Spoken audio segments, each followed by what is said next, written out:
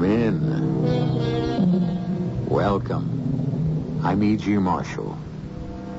I am neither judge nor jury, but I can state categorically, as a purveyor of tales and histories, that no one is all evil, or, to the contrary, all good. We are the sum of what all our attributes add up to, and we can only be judged by our peers, or, if that seems too literate, by the people who have to live with us, or whose lives may depend on us. That is the substance of the story of Harry Taylor. Yes? Yes, of course. Send him in. Come in, Harry. Thank you, Warden. It isn't the first time you've been in this office. No, sir. And with due respect, I hope it's the last. So do I. Harry, I'm not a judge. You were sent to this penitentiary through the due process of law for killing your wife. You've done your time and are now being released on parole. Harry, you've been a model prisoner. I wanted to say goodbye personally. Thank you. And I hope it is goodbye. I won't harp on the past, but for 25 years, society shut me up for something I didn't do. I just hope to God, and I mean this from the heart, Warden, that I'm never tempted to get even.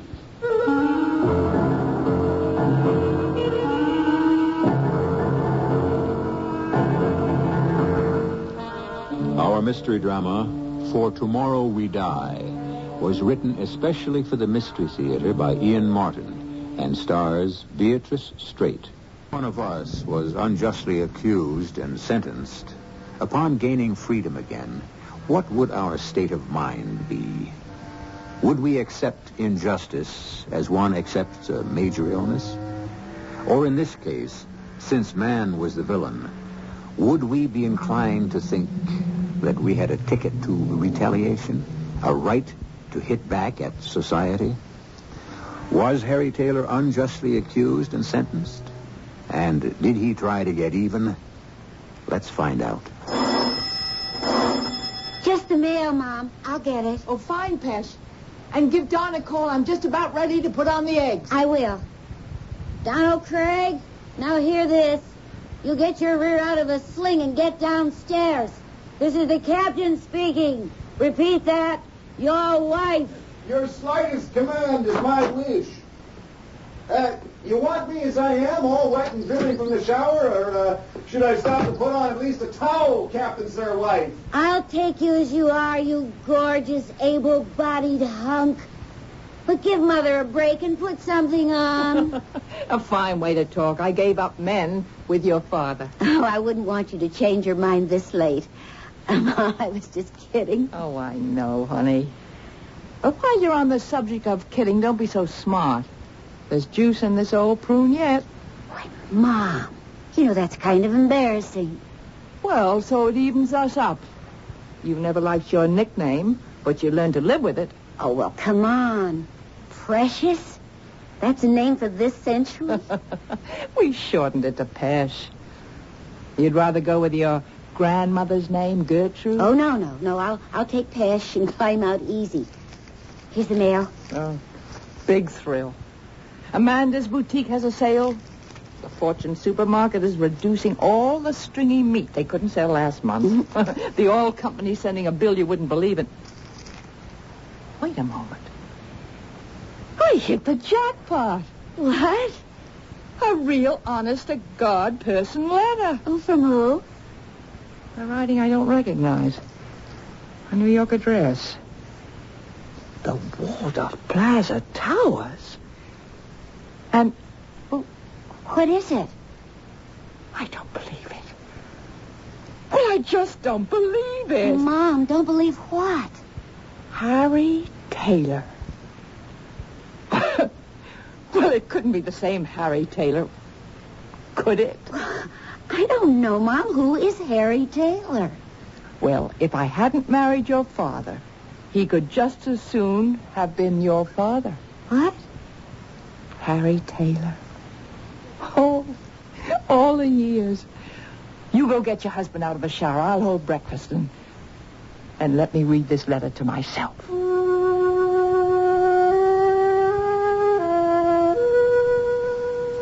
Dear Jessie, I suppose it will seem sort of incredible to you hearing from me after all these years. The reason I'm writing is that I might be making a business visit your way to Cincinnati. The street, Wall Street that is, has been very kind to me through the years. My wife died many years ago, and I was wondering if I could run up to Dayville and take you out to dinner while I was passing through. Unfortunately, time is, like they say, of the essence, so if you could drop me a line in return, I'd know whether I was welcome to call on you or not. You can write me at the above address with fond memories. Hopefully, Harry. Mom, are you all right? It's not anything sad, or anything like that. It's Well, then what's with the tears? just nostalgia. Because this letter took me back so far back. Is it really from some old beau that you were serious about? Oh, yes. I sort of broke his heart. Oh, and speaking of that, let's get those eggs broken into the pan before we burn up all the butter. Well, I'll get the eggs. You're the coffee pourer, Don. Great. We'll let Jessie handle the toast. And I'll bet that's just what she was 25 years or so ago, the toast of the town. Oh. A femme fatale who remains forgotten by a rich New Yorker. What does he have to say to you, Mom? This old flame? Well, he's a Wall Street broker, and his wife died many years ago, and he has to come through Cincinnati on business, and he wanted to stop by and say hello. He wants me to write and tell him if I'd like him to. Oh, you're going to? Oh, I don't know. Maybe not after all these years. Oh, you're not that old. You just told me there's life in the old prune yet. In the Waldorf Plaza Towers. Oh, he must be really rich. And you know what, Don? No. Well, Mom told me this morning when the letter came that this Harry... what was his name, Mother? Harry Taylor. Pass me the butter, please, Don. Harry Taylor. If Mom hadn't married my dad, it could have been him. Bacon coming up. He was a boy who wanted to marry me. Oh, go ahead and you start with the toast and eat, Don. You have an office to go to. Bacon, everybody. Oh, not just any boy, though. Oh, no. Matter of fact, we were sort of engaged. Oh, till I met your father. Huh? Oh, was Harry mad? He was ready to go fight with Jim over me. I only need one guess why he didn't. Oh, Jim wouldn't have hurt him. You know how gentle he was. Oh, sure, but still a jolly green giant. I wouldn't have wanted to tangle with him, I'll tell you. Oh, Jim would never have hurt a fly, but, well, Harry... What about Harry? What a temper he had. I remember. Remember what? Well, he kind of scared me. I mean, when he realized he couldn't take on Jim, he had a temper. Oh, the way he carried on, he even threatened to kill me. Mom. Oh, of course, he didn't really mean it. But he was a wild one. And kind of sweet. So easy to hurt. Poor boy. Wall Street. What? He always did have a head for figures. Yeah, and an eye for him. Jessie, Mama, maybe you'd better let him pass on through and not rake over any old coals.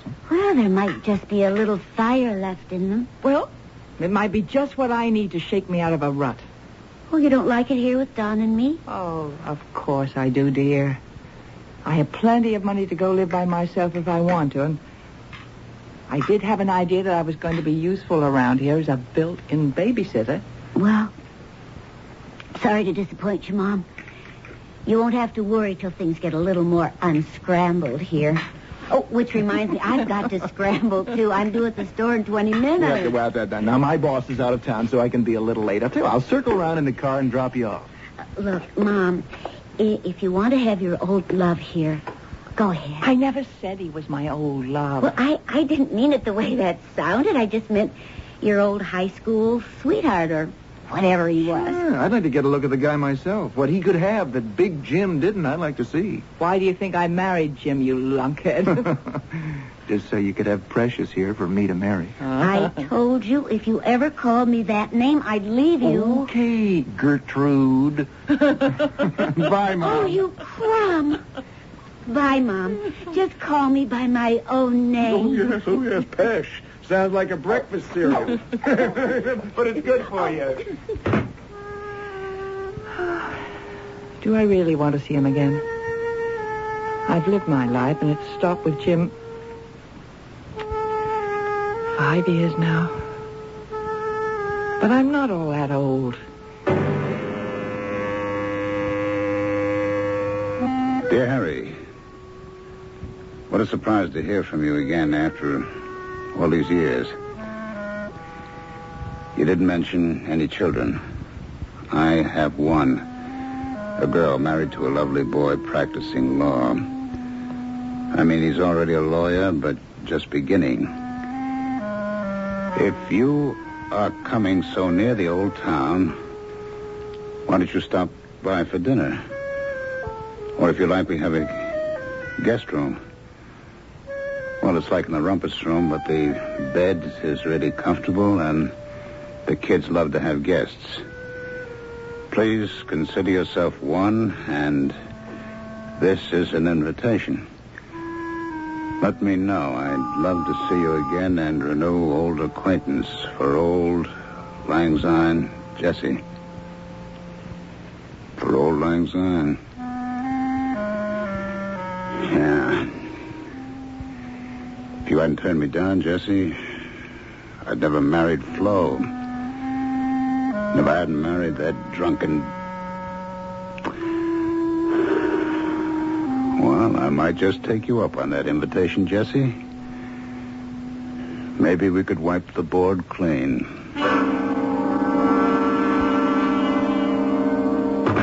Hi, Jess. Where's my frau? In the kitchen. Oh, boy. Long day. How was yours? How different can they be, Don? Tuesdays and Thursdays, the hospital service. Friday, bingo. Sunday after service, the women's auxiliary group, coffee and cookies, courtesy of the membership. The other days passed by without much interruption. Except... Yes? That's Harry Taylor. You know, my old boyfriend. Oh, yeah. I wrote him and said I'd be glad to see him, and I even said he could stay overnight in the rumpus room if he needed a place. I hope you don't mind. Don't mind? Why would I mind, Jess? This is your house. Oh, don't be silly. Sure, it's in my name because that's the way Jim left it, but you know everything I've got is yours and precious. I'm just living out my 70 and trying to keep out of your way. Hey, is that you, muscle man? Here I come, isolating my stomach muscles. Well, you better start isolating them. You're getting a touch flabby. Don't feed me so good. Hey, I hear we may have a visitor. Who? Your mom's old boyfriend. Well, why not? Do you mind? Well, not me. I just wonder what kind of old fogey he is. Well, whatever he is, how much can he mean in our lives?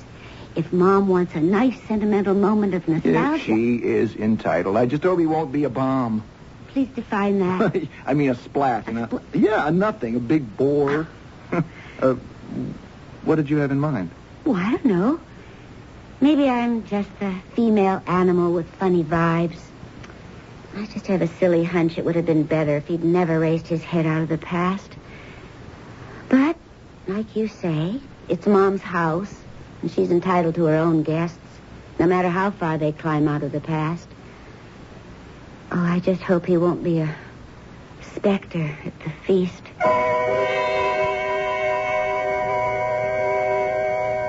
If Pesh Craig could have heard that earlier muttered remark by Harry, maybe we can wipe the board clean.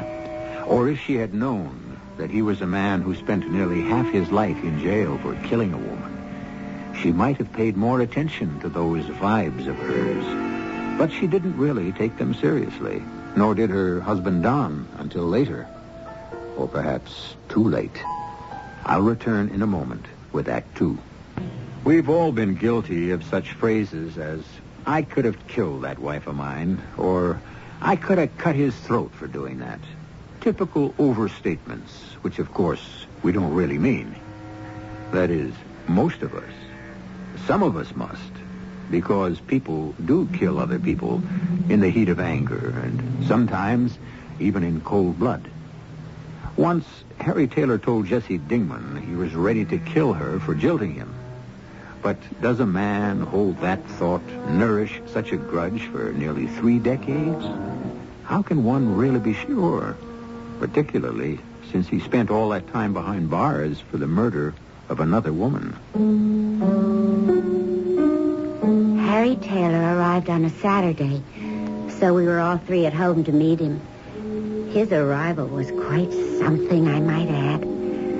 Don had offered to drive Mother down to pick him up at Cincinnati Airport. But that's quite a haul from our little town, and he'd called up and said he wouldn't hear of it. He'd rent a car. But, brother, we didn't know he meant a limousine with a chauffeur who ran around to open the car door for him. Old Mrs. Johnstone across the street pretty near put her sharp old nose right through the window, particularly when the chauffeur followed him with a box of flowers big as a coffin almost, and a straw basket full of champagne bottles. Holy cow, you look at that coat with a fur collar. Probably lined with mink. Mom? Yes, dear. Daddy Warbucks is here. Who? Your old flame, I guess. Isn't that Harry Taylor coming up the walk? I don't know. Well, he's not like the Harry I remembered. Come away from the window. Don't let him see you're staring. See. You don't suppose this is a case of mistaken identity, do you? Well, we'll soon find out. You want me to open the door, Mom? No. Let me. Hello, Jesse. Harry,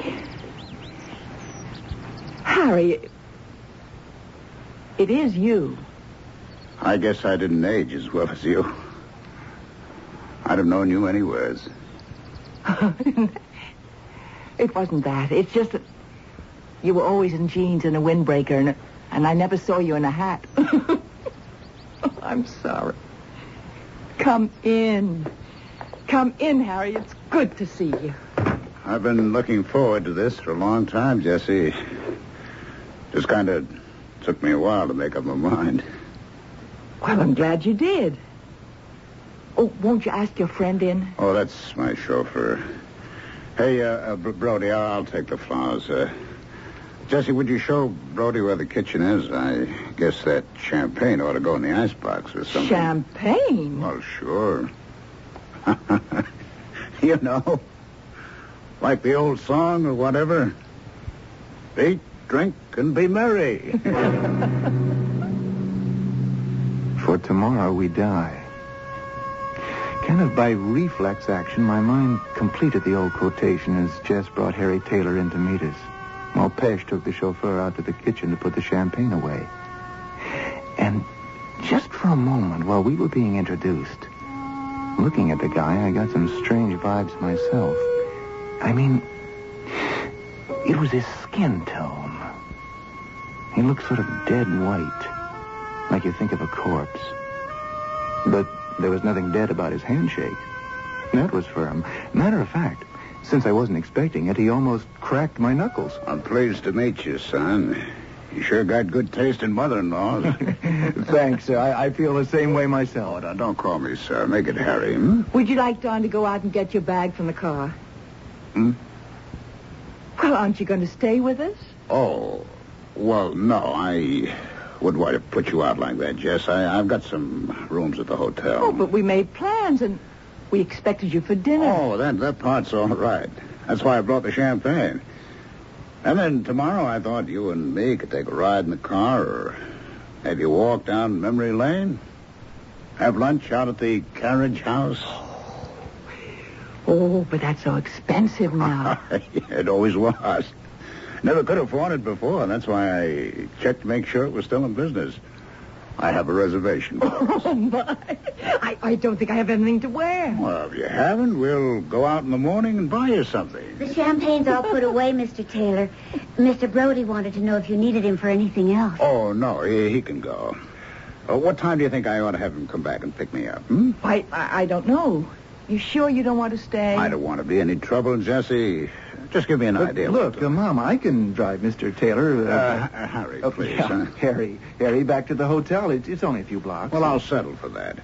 We'll give Brody a night on the town, Although, what he's going to do with it in Dayville, I don't know. If you'll excuse me, I'll just make sure he's got enough money to let him go. The good Lord bless us. If I didn't know that was Harry Taylor to look at, I wouldn't believe it. He is a bit overwhelming. I mean, well, I guess it comes from being rich. And he's real nice, don't you think, Don? Yeah. He sure is trying to stir things up around here. I don't know if it's good or bad. Well, what do you mean? No? It's sort of up to Jess. You may have a kind of hot potato to handle, Mom.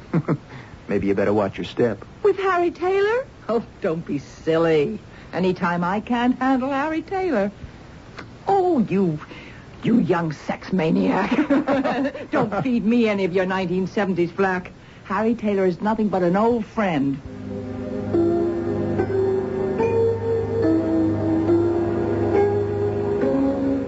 It was a lovely evening. I cooked the dinner, but Don and Pesh served it. And by the time dessert came along, lemon meringue pie that I remember was Harry's favorite. It was almost like Jim was alive again. The room was full of fun and love. Oh, that pie, Jess. Just like old times. Say, what firm are you with, Mr. Harry? Firm? Yeah, aren't you a broker? I mean, on Wall Street? Oh, I was, but I sold out. Well, kind of a bad time. Well, not if you know the tricks of the trade. Yeah, I guess you were smart enough to anticipate the bull market and sell short. Yeah, that's the notion, but, if you don't mind, I don't want to talk business. I've got to admit I'm a little tired after the trip from New York. I think maybe I should get back to the hotel early and plan to be rested for a big day tomorrow. I thought maybe after I take your mother to lunch, you could all be my guests at the hotel for dinner. Oh, I don't see why we should butt in. Oh, it might be nice for you to have a night out, Pesh.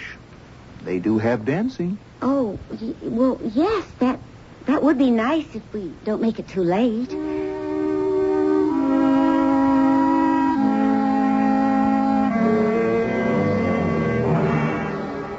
What's with you, Don? You got some kind of chip on your shoulder? I can't put my finger on it all the way. It's just a lot of little things. Like what? Well, I mean, 3 dozen American Beauty roses to a small dinner in the suburbs? But I thought he was real cute about that. I mean, one for every year we haven't seen each other and one extra to grow on. 4 bottles of champagne for a meatloaf dinner? Mom made the meatloaf especially for him. When she wrote and invited him, she said she would. It isn't that, Pesh. It's just... Well, everything's out of whack. Now, he says he's a stockbroker. Right. Does he talk like one? Well, I don't know. I never went to one. How does a stockbroker talk? In his hands. You get a good look at him? I suppose so. But what if Those aren't the hands of a guy who sits behind a desk all day. Those are working man's hands. I mean, they're rough and calloused. Baby, your nice old Harry Taylor is a phony. But he can't be. He couldn't fool Mom about who he is. She remembers him. No, I don't mean about who he is. I mean about what he does. Or has been doing. He's no stockbroker. How could you tell? Because you don't sell short in a bull market. I don't even know what that means. The important thing is neither does Mr. Harry Taylor. That was obvious when I asked him that question at dinner. Don, maybe he wasn't paying any attention. He only had eyes for Mom. I don't think he heard half the things we said. And that's why I don't think we should go out to dinner with him tomorrow night. Look, I asked him a couple of other questions while I was driving him to the hotel. Honey, I've got this gut feeling he's up to something. And I don't want to take any chances on anything happening to Jess. Oh, Don, now what are you talking about? I think he's putting on some kind of an act. Oh, honey. Yeah, look, the limousine, the roses, champagne, money splattered around like it was going out of style. You know, your dad left your mom pretty comfortably off.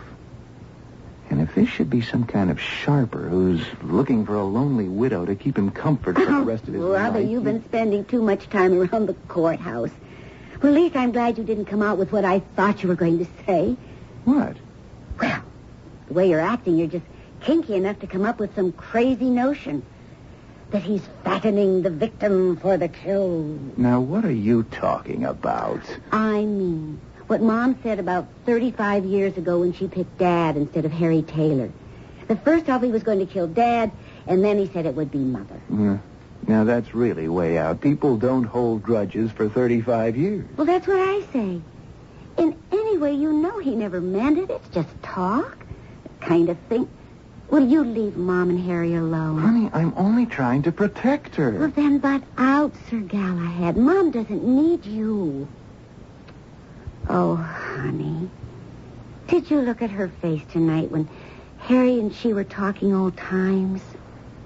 Oh, it was lit up like with 100 candles.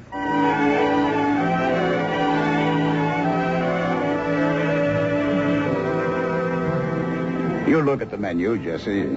I don't know what I want. You order, Harry. Well,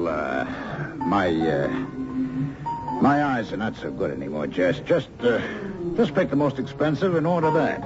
The most expensive everything. Oh, it won't be too hard. Everything costs an arm and a leg, Harry. I don't want you wasting all your money on me. Oh, now, there's plenty more where that came from. I got enough to last more than the rest of my life. And nothing to do with it but spend it on you. Oh, Harry, that was sweet.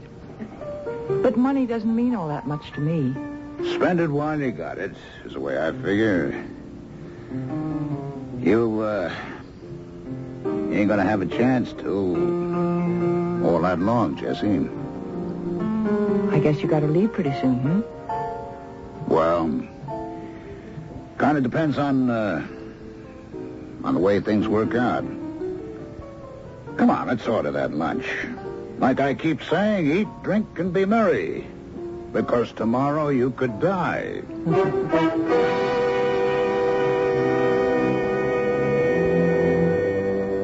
And still the ambivalence remains.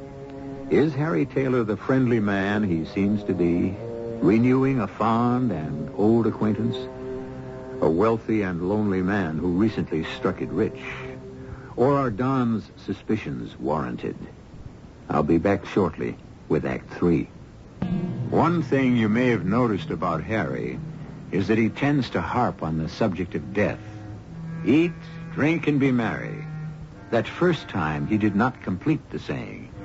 The second time, in completing it to Jesse, he said, "For tomorrow, you die." Was that just a misquote, a misuse of the pronoun?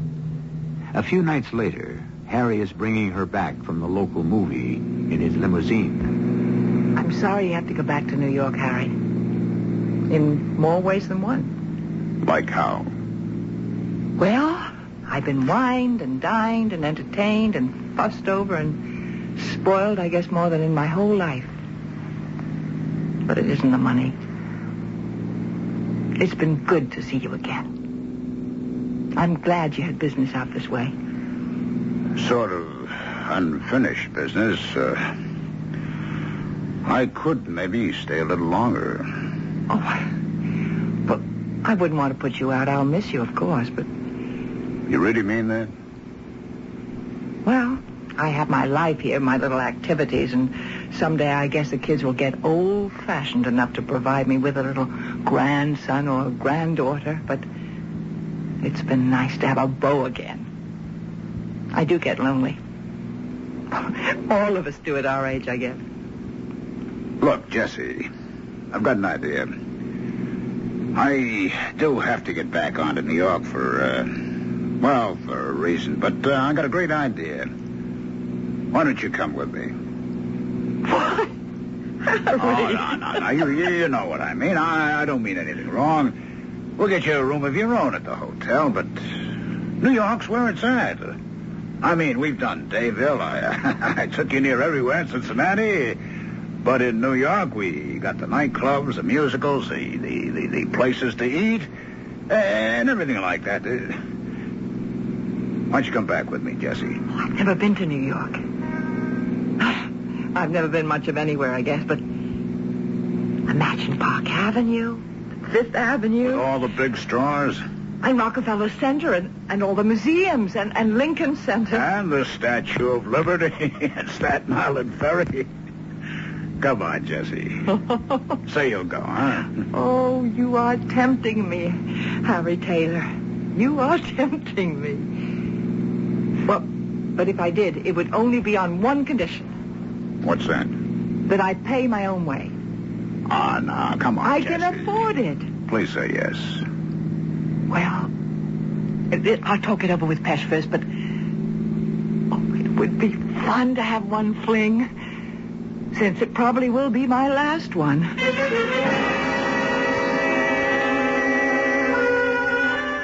I think it's crazy. It's even kind of indecent. What's indecent about it? I mean, you know, at their age, I mean, it isn't exactly like they're... brother, listen to the voice of the establishment talking. Is that what I married? No, it isn't even that. Oh, honey, I wouldn't worry. My mom may be right with it, but she isn't that far out. And even if she Now, is... Look. You know what's worrying me? This guy. I'd like to check him out first. How? Don't tell me private citizens have now got a pipeline to the FBI and the CIA. Oh, stop being such a poop.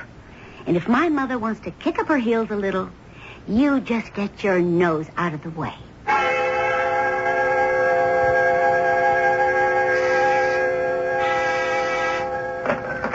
Yes, Miss Bunning.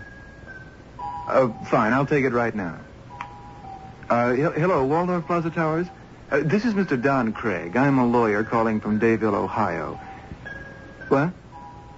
No, I don't want a reservation. I wanted to talk to one of your permanent guests, Mr. Harry Taylor. Beg pardon? Oh, I see. Well, he might possibly have checked out about a week ago. Would it be possible... Yes, I understand. But, as I said, I'm a lawyer. This is a rather important pending case. Wouldn't want to have to drag the Towers into it. Of course. Yes, I'll be at this number all day. Please call me at the first opportunity.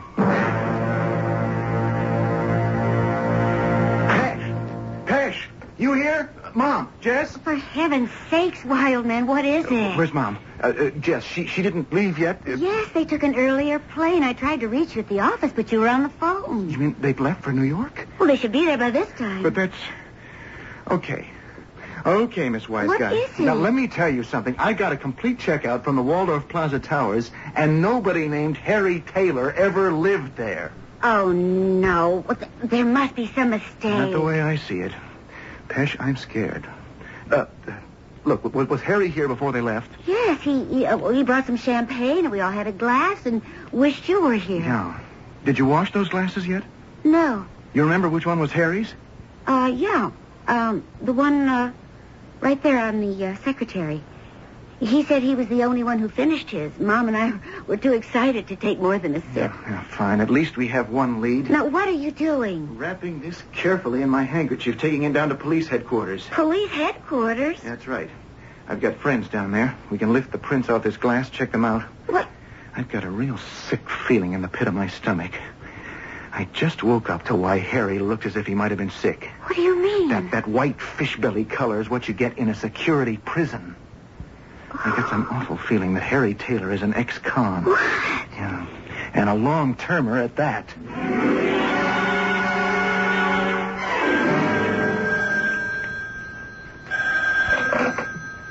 Don Craig here. Mr. Craig, this is Pete Lasher down at headquarters. Oh, hi, Lieutenant. Good to hear from you. Sorry it took a little time to get back to you. Uh-huh. You find anything? Yeah. We got a make for you on those prints you handed us. Right out of central file.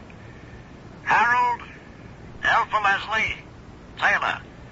Booked for murder of his wife, April 45. Tried and sentenced for first-degree murder of his wife, Florence Taylor, née Hayward. Sentenced life and committed to security prisons till the year 1971. Released on parole September of that year. No further violations. Good Lord.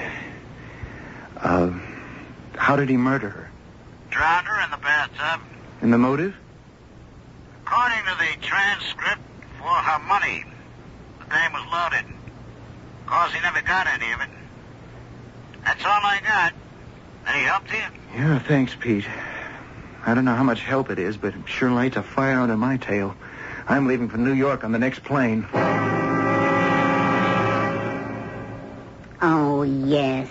You're the one who called me from some little town in Ohio. Yeah, that's right. Now I'm following up in person. Are you sure you never had a Harry L. Taylor registered here in your tower apartments? Good grief. We've been through all of that. Or anywhere in the hotel? No. Or a Mrs. Jessie Lipscomb? Really, Mr. Craig, you're causing a disturbance, and we just don't tolerate that at the Waldorf. Any trouble, Miss Grambling? Well, this man is rather abusive. I have told him we have no record of a Harry L. Taylor at this hotel. Guest? Well, of course. No, wait a minute. I took it for granted he must be, but you... look, I'm a county assistant DA from Ohio, officer. Do you have any knowledge of a Harry L. Taylor that's connected with this hotel? Let me see your ID. Yeah, here. Okay. Yeah. Harry the horse. The what? Let's go over in the corner, Mr. Mr. Drake. Now, this is important. Yeah, okay. Well, I'll tell you what I know. He was an ex-con. Quiet fella. Never bothered anybody. Night porter on the 60th Street side. All he cared about was keeping his nose clean and handicapping the ponies. He's still here? No. You wouldn't believe it, but about 3 weeks ago, he hit the biggest super exacta since the OTB began. He was up to his ears in dough. Well, he treated everybody around here, and then he took off. I ain't seen him since. So, that's where the money came from. You wouldn't know where he lived, would you? No, wait a minute. That night he was buying everybody drinks. He gave me his address.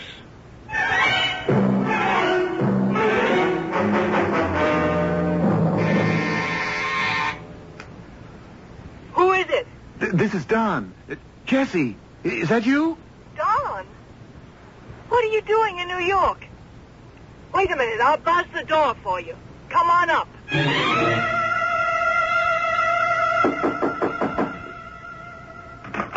Jessie, are you all... Shh.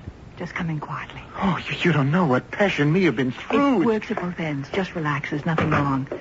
The doctor's with Harry. Doctor? Come in the living room with me a moment, and I'll try to explain.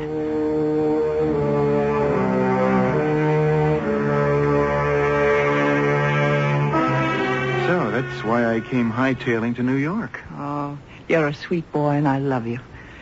But just let me tell you, it's all right, everything you learned. And I can't prove anything except I believe what Harry finally told me. By the time we got here to New York, he was nearly blind, and his sense of balance was gone.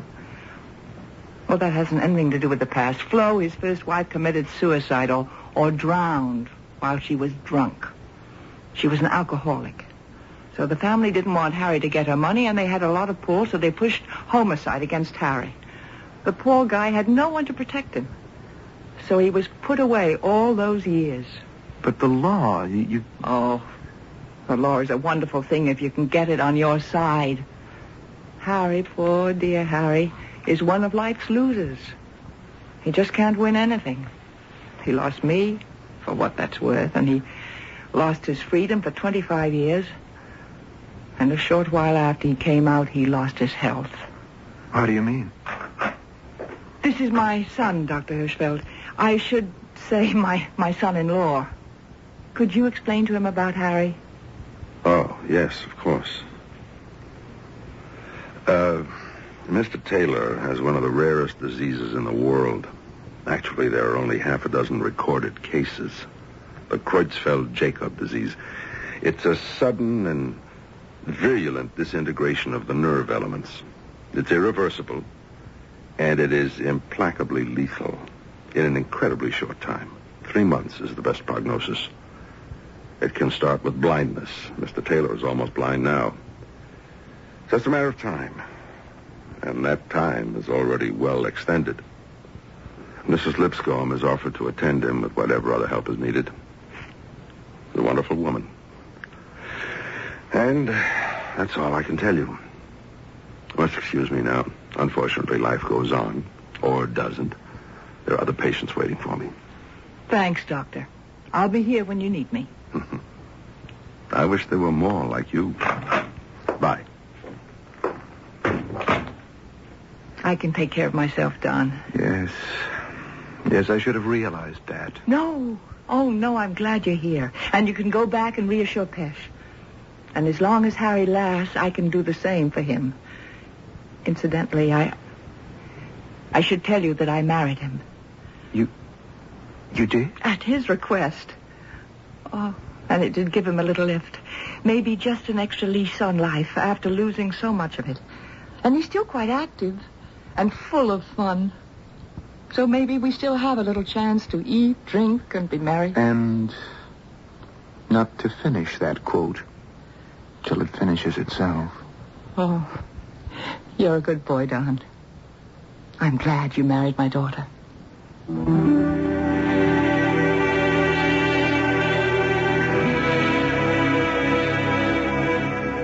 As it happened, Harry lived quite a bit longer than expected. And Pesh, joining them in New York, was able to appreciate not only the excitement of the big city, but the gentle appreciation of a new father.